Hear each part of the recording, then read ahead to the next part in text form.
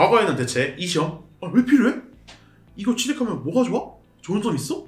취업할 수 있어? 이랬던 국가공인 시험이 있었습니다.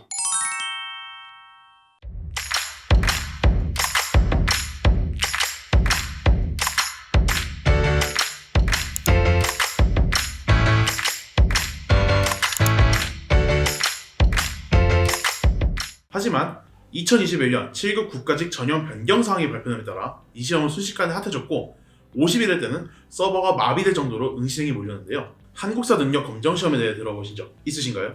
이 시험은 중국의 동북공정과 일본의 역사 왜곡이 심했던 2000년대 초반 우리나라 사람들의 한국사 지식 능력을 평가하고 역사를 대중화하기 위해서 국사편찬위원회에서 진행했습니다. 그리고 2008년부터 1, 2급이 신설되었고 대기업과 주요 은행, 공기업 입사 시 가산점이 주어지게 되었는데요.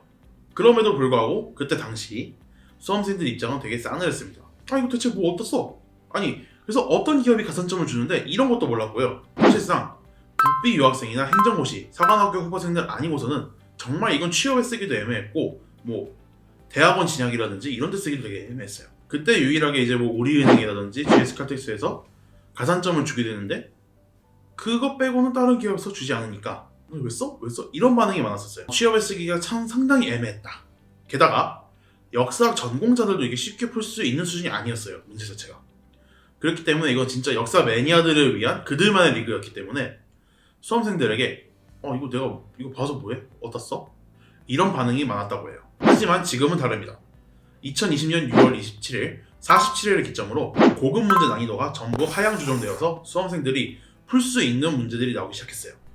그리고 그때 합격률이 63.8%가 나와서 이제 한능검은 더 이상 공부하기 어려운 이제 시험이 아니라 공부하기 쉬운 시험이 돼가고 있는 거죠. 그뿐만 아니라 그때 당시 현재 체계인 심화 등급과 기본 등급으로 나뉘게 되는데요. 이 내용을 자세히 보겠습니다. 자, 주요 공기업 공무원 직렬 검정 기준이 된 심화는 수험생들이 한국사를 체계적으로 이해하고 있는가, 주요 사건과 역사를 분석하여 해석할 수 있는가를 평가 기준으로 두고 있습니다. 1급부터 3급까지 나눠져 있으며 오지선다형 50문제로 출제되고요. 80점 이상이 1급, 70점 이상이 2급, 그리고 60점 이상이 3급을 가져가게 됩니다.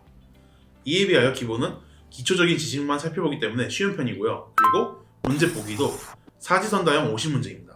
자, 점수 체계는 80점 이상이 4급, 70점 이상이 5급, 그리고 60점 이상이 6급입니다. 자, 심화 유사하다고 볼 수 있죠. 하지만 문제 보기 차이가 있고 난도의 차이가 있다는 점을 주의해 주시기 바랍니다. 이렇게 바뀐 체계를 알아봤으니까 그럼 이 중에서 어떤 걸 공부해야 될까?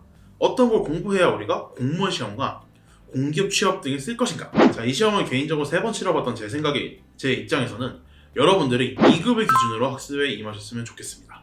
왜냐하면 국가직 서울시 7급 공무원 임용기 시 기준점이 심화 2급입니다. 그리고 공공기관이나 공기업까지 염두해 주신다.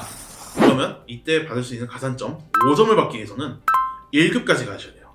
그렇기 때문에 내가 만약에 공기업 입사 혹은 공공기관에 들어가고 싶다, 아니면 7급 공시를 통과하고 싶다, 그렇게 생각하신다면 최소 2급, 심화 2급으로 대비하는 것이 좋겠습니다. 단, 내가 군대에서 일하는 공무원이 되고 싶다, 그러니까 즉 군무원이 되고 싶다, 그러면 기본 4급 이상만 취득하면 되기 때문에 군무원을 노리신다면 기본 등급 학습에 주력해야 할 것입니다. 다시 2급 이야기로 돌아와서 마지노선이라 할 수 있는, 그러니까 취업에서 이 점수만 따야 돼 하는 70점은 어떻게 넘길 수 있을까요? 한능검 문제 구조를 보면 알 수 있습니다. 한국사 능력 검정 시험 범위는 강화도 조약을 기준으로 전근대사와 근현대사로 구분이 되는데요.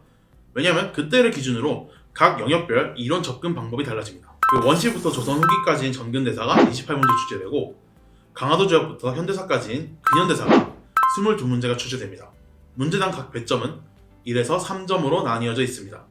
이 중 전근대사는 2점과 3점짜리 비중이 높은 편이며 근현대사는 2점짜리 문제 비중이 높습니다. 즉 다시 말해서 28문제가 나오는 전근대사, 여기만 잘 다져놔도 70점까지 도달하는데 문제가 없습니다.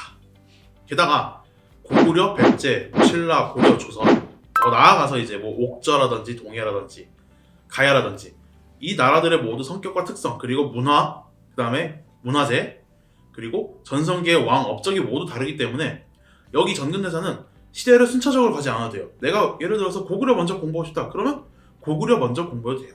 단 이제 근현대사가 조금 약간 걸리긴 하는데 그 52회 때부터 시험 범위가 좀 늘어났어요. 그러니까 이 근현대사는 어떻게 접근을 해야 되냐? 강화도 지역부터 MB 정부 때까지 이야기를 순차적으로 접근을 하셔야 돼요. 그래야 일제강점기 뭐 이제 무단 통치, 문화 통치, 민족 말살 통치의 순서대로 변화 이런 것들이 나오는 문제를 접근할 수 있기 때문이에요. 그렇기 때문에 전근대사는 내가 먼저 공부하고 싶은 나라를 하셔도 되지만 근현대사는 반드시 강화도 지역부터 이명박 정부의 업적인 G20 정상회의까지 순차적으로 접근하셔야 됩니다. 마지막으로 접수에 대해서 알아보면은 51회 때는 한국사 능력 검정 시험 서버가 마비됐어요. 왜냐하면 7급 공무원 국가직을 응시하기 전에 사람들이 먼저 이 성적을 따놔야 됐거든요. 7급 국가직 공무원이 영어와 한국사가 검정제로 바뀌었어요. 그러니까 심화 2급을 따야 PSAT를 볼 수 있었던 거죠. 그래서 51회 때 사람들이 이거 빨리 성적 따야겠다. 나 지금 안 따면 이거 안 돼. 이래가지고 몰려서 한국사 서버 전체가 마비됐었어요. 어떤 일이 있었냐면은 서울에 사는 사람이 이 시험을 응시하기 위해서 경남, 거제, 뭐 전남, 목포 이런 데까지 내려가서 시험을 봐야 됐었죠. 근데 이제 그렇게는 못하니까 좀 문제가 커졌던 거죠. 그래서 52회 때부터는 이런 일을 방지하고자 그 국사편찬위원회에서 요일별로 첫날, 둘째 날, 셋째 날 이런 식으로 각 지역별로 나눠서 모집을 했는데요. 이제 원서 접수 첫날에 만약에 경남과 경북 단위가 모집됐다. 그러면 둘째 날에는 서울, 경기, 인천, 뭐 셋째 날에는 강원, 제주 이런 식으로 모집을 했던 거예요. 이제 8월 7일에 열릴 예정인 54회 시험의 경우는 7월 12일부터 13일까지는 경기, 인천, 대전, 충남, 충북, 세종 그리고 13일부터 14일까지는 부산, 대구, 광주, 울산, 경상도, 전라도 14일 오후 1시부터 15일까지는 서울, 강원, 제주로 나누어서 그 지역에 맞는 응시생을 모집한다고 하니까 이제 만약에 내가 이거를 봐서 내년도 7급 공무원을 준비해야겠다 아니면은 하반기 공기업 입사를 준비해야겠다 그런다면은 자신의 지역에 맞춰가지고 정해진 시험 일정 거기에 맞춰서 접수하시면 됩니다. 과거에는 이거 왜 해? 해봤자 뭔 소용이야? 아니 뭐 기업에서 뭐 가산점은 줘?